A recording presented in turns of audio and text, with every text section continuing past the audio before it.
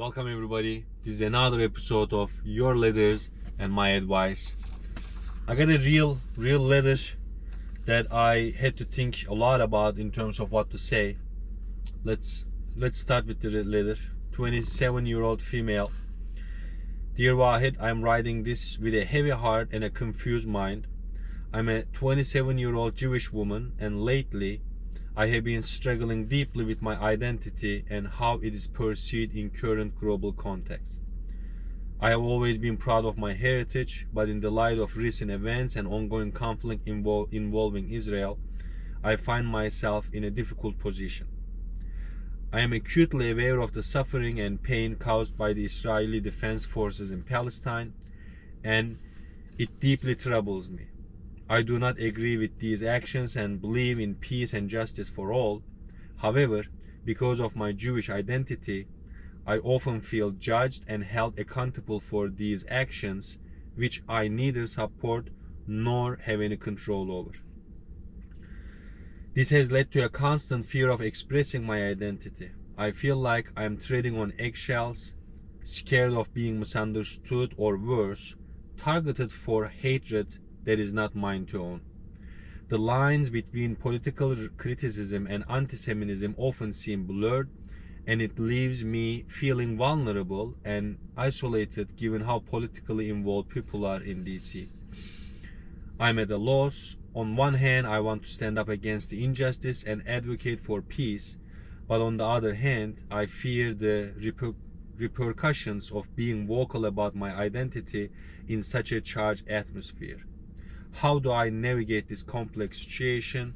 How do I maintain my sense of self without compromising my safety or betraying my values? I'm seeking advice on how to balance these aspects of my life and find a way to live authentically without fear. Isn't that the goal? Live an authentic life without fear. Who lives a life authentically without fear? Thank you for listening, and for any guidance you can provide, warm regards. Let's call you Carol.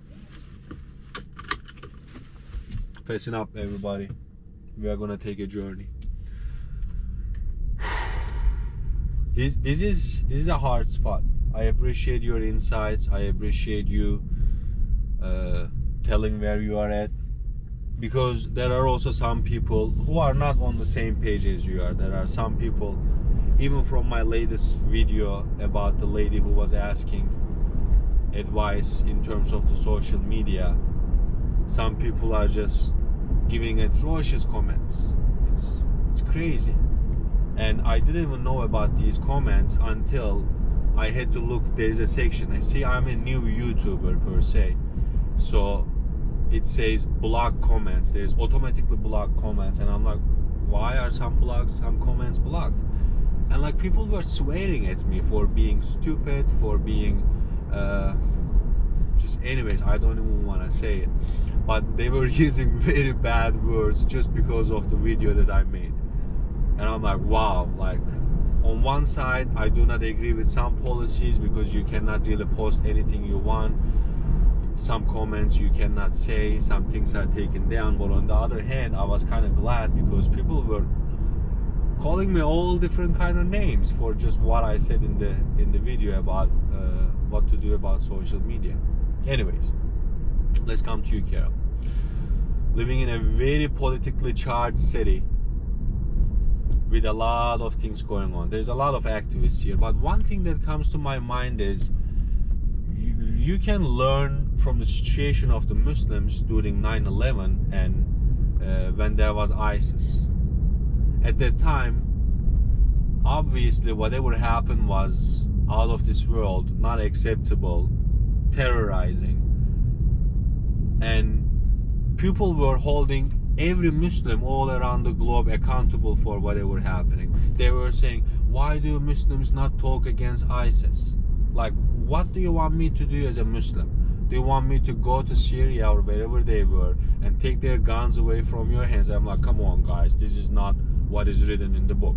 Check your facts. No. At the end of the day, we are just true believers, let's say, which is 99% of the Muslims. and then there's 1% of the Muslims who are crazy or extremist, as others would say, and then this comes to the frontal screen of the entire public media. So you are in a very similar situation with a little bit of a difference, because anti-Semitism is protected by almost the law. Like even the community guidelines of every social media platform is like, like be careful about hatred against Jewish people, which is very good. But on your side, I do feel like you are in the same situation 99% of the Muslims were in times of the ISIS times.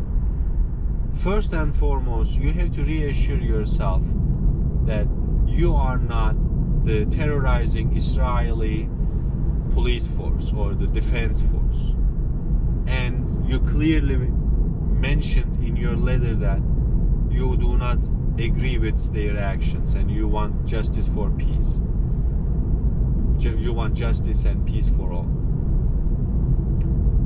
The hardest thing is, I think this is a really good time for the true Jewish people, for true Muslim people, for true believers of all kinds to take a stance against the extremists of their kind.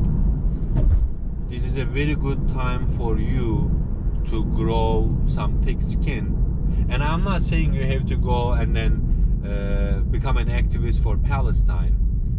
All I am saying is that first and foremost, you have to be firm in your heart in terms of what you believe is right and what you believe is wrong. Secondly, you do have to be street smart, I would say. You don't want to go into any situation with your blazing colors. Sometimes it's very smart thing to do. I think it's almost the smartest thing to do to keep quiet, because the person in front of you or the group in front of you will not understand where you are coming from, what you are trying to say, what you believe in your heart. So use strategic silence. You don't have to explain yourself to nobody. And if somebody is just hating on you because you are Jewish, what is the right word, what is the politically right way of saying screw them? These are the ignorant people, the people who have prejudices, the biases. They don't have good worldviews. So if somebody in front of you is not in a place of listening to you, understanding where you are, and then having a conversation or a dialogue with you, then basically scratch them off. They are not even deserving of a moment of your life. Say whatever, go to mind your own business. But this is very hard, but this is very important, especially in today's world, because a sensitive soul in this world cannot really survive, because there is so many opposing forces and opposing noises. And I'm not even going to call them voices, they are just noise at some point. So for you, use strategic silence. Deeply assure yourself in your heart that, hey, like this is bad, and there are some things in the world that are bad that you can't really do anything about. It is also an innocent or naive concept to take away all the bad from the world. Hey, a few facts about the world, or a few facts about human beings.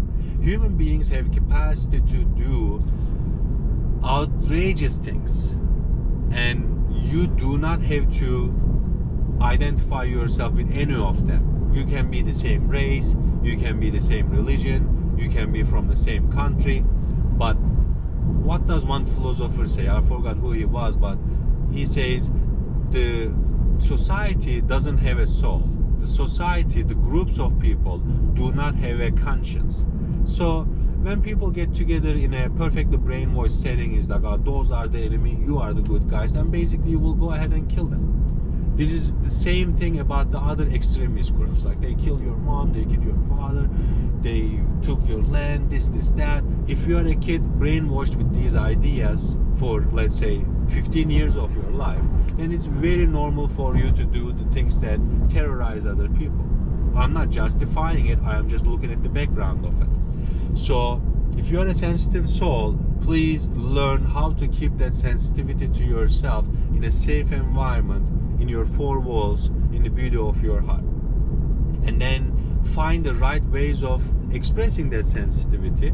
You know, some people write poems, some people write songs, some people go out and then scream out of their voices for the sake of peace and justice. So just as oddly as it is, Israeli defense forces are out there for peace and justice too. It's like fucking for virginity. What is going on? Well, this is my opinion. I am entitled to my opinion. But let's focus on you. Keep your heart clean, keep your convictions to yourself, and then the world is not, you know, the people with hatred, they have the loudest voices, but they are not the majority.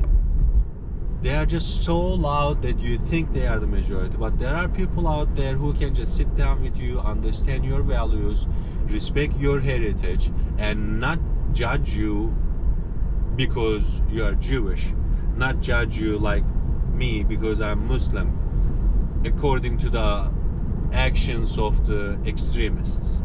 So it's a very tough water to navigate. I have to tell you that, and I really appreciate your letter. It's heartfelt. I can definitely see where you are. So put your hand on your heart and assure yourself that you want the love and the peace and the justice for all. And there are bad people in the world. There's always going to be bad people, corrupt people, people with unhumanistic ideas and unrealistic ideals. So don't be too naive to take on all the responsibility on you. If somebody is putting that responsibility on you because they know nothing, what you can do is keep your heart clean, keep your mind clear. And if there is somebody in front of you who is openly ready to listen to you, to have a dialogue, speak with them.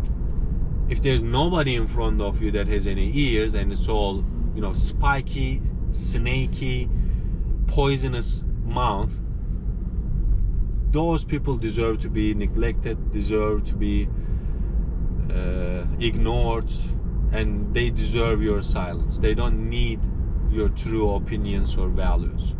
Your values are for you. Live your values to yourself. And if there is somebody who can receive something from you, then definitely share with them. Otherwise, I'm not saying give up on humanity, but some people, I don't want to say some people are hopeless, but some people have so much work to get into that space of light and hope that maybe as one individual you won't be able to get them to light and hope. What is the best thing you can do? Don't get yourself into the dark. Keep yourself in the light. Keep your heart clean and clear and pure and loving. And if there is, again, somebody in front of you who is sincerely asking for your opinions, speak with them. Otherwise, scratch it off. Some people deserve to be neglected. I don't know what else to say. I'm not even sure if I gave any advice. But let me tell you, you are not alone. You are not alone. I speak with many Jewish people. I'm actually getting out of my way to speak with Jewish people just so I understand what is the state of their heart, what is the state of their mind. The understanding of never again is a perfect concept. Nobody deserves to be put in concentration camps. But in the effort of fighting a monster, you gotta be careful you are not turning into a monster yourself. And I think that's what's happening with the Israeli Defense Force. Definitely never again, but don't put somebody in the same situation that you were